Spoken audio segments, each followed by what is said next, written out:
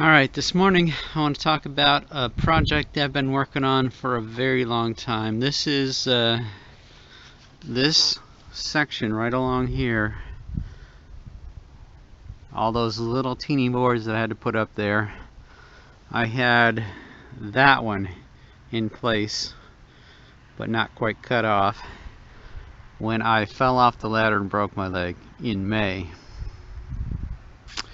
Now it's Christmas Eve, and I have finished getting the rest of them across. Sort of a long time to do that much work. But I also got the massive door in place, and this is a swinging door, you can see there, and I'll go into a little bit more about the construction of that in a minute. But this is sort of the project of the day. I won't finish that other door, because this door, I made it in the house, and it ends up, this door is 8 feet tall, with a little bit more to fill in on the bottom, but it's 8 feet tall and 6 feet 4 wide. So it was big, and I built it in the dining room. And then I woke up the next morning, I thought, oh, I wonder if I'm gonna be able to get that out of the house. And luckily, since it's only 6 feet 4, I could turn it on its side, and I got my son to help me come out and hang it day before yesterday. So we're able to get it out of the house, but the other side is slightly larger, and I think I want to build it in place.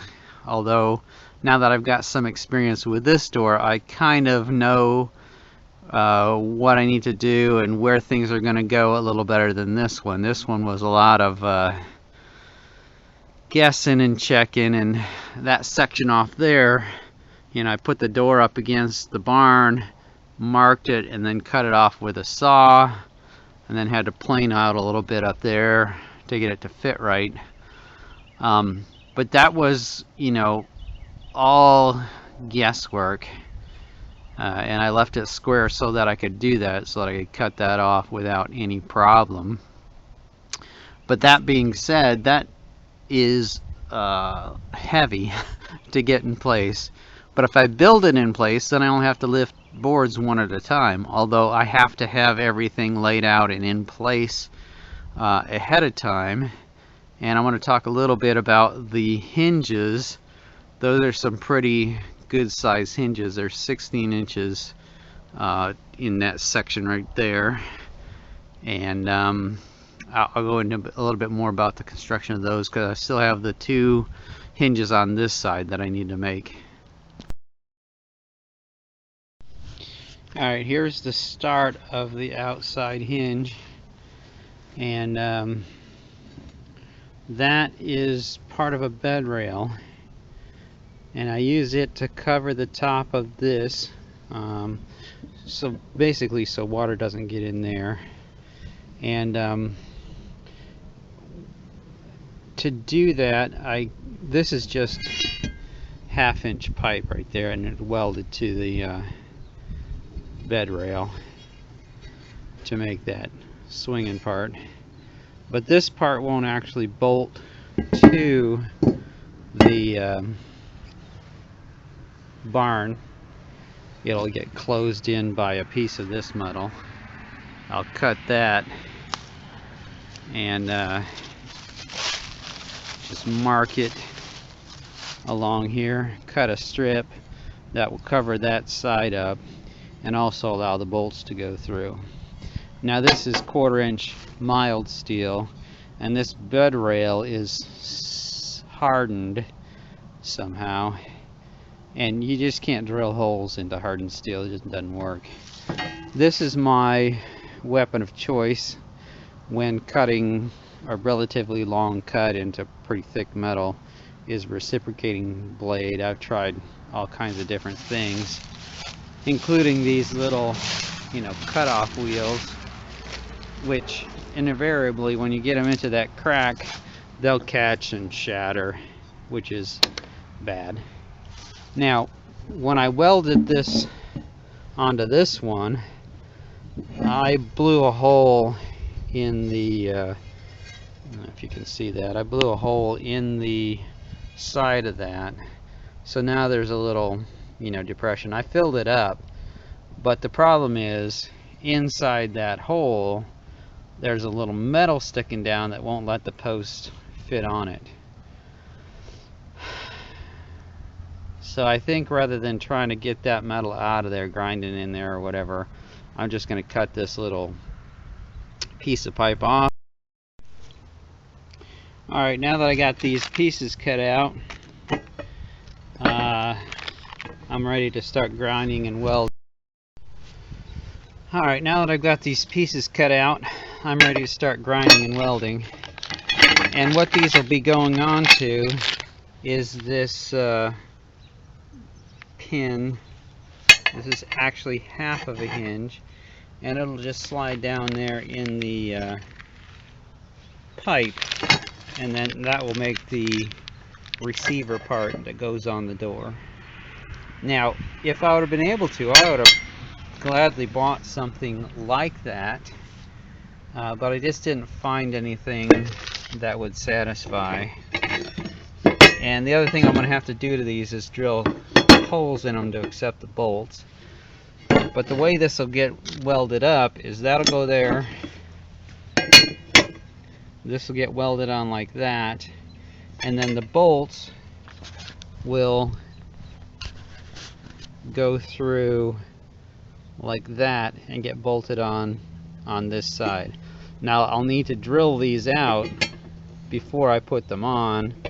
That just makes it a little easier, and then they'll be able to receive that pin, and that pin is long enough that it'll go all the way through the 4x6 and bolt up to that, so that'll be solid into the building, and then that'll give a good solid point to pivot the door on.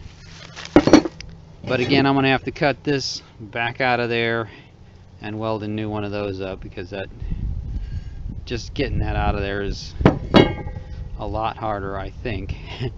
But once I get it ground off, it doesn't matter. I'm committed at that point. Alright, I finished welding up these hinges, and you can see that they're I don't know what to tell you about them really, other than the metal on the back here is going to be going against the door, so that will set up against the door and receive that little bolt through that hole that's drilled in them. And this side needs to be pretty flat, so I took some time to grind all my welds down so that will fit flat onto the door and won't dig into it, cause rust and rot. And then I'll paint them to further prevent rust, but they're welded on the inside and the outside. Probably a little bit of overkill, but once they're ready, they're painted up. I'll drill a hole for this bolt to go through, and I want that to be pretty level and pretty consistent, so I draw a line on there to help me get my reference, so that when I drill through there it will be level going this way, and I try to control my pitch a little bit this way so that that hole is pretty straight through there on that thing. And then when I bolt this, or I put this bolt through it, it's screwed with a nut on this side and a nut on that side, tightens up and makes that a rigid point. And then these hinges will go down. Oh man, I bet that is wrong. That's kind of a disappointment. This should be this way, So that metal goes against the building, not this way. Well, I'm probably going to have to remake those. That won't work. Now, I suppose I could put them in. Well, that one's good. Alright, that one's good.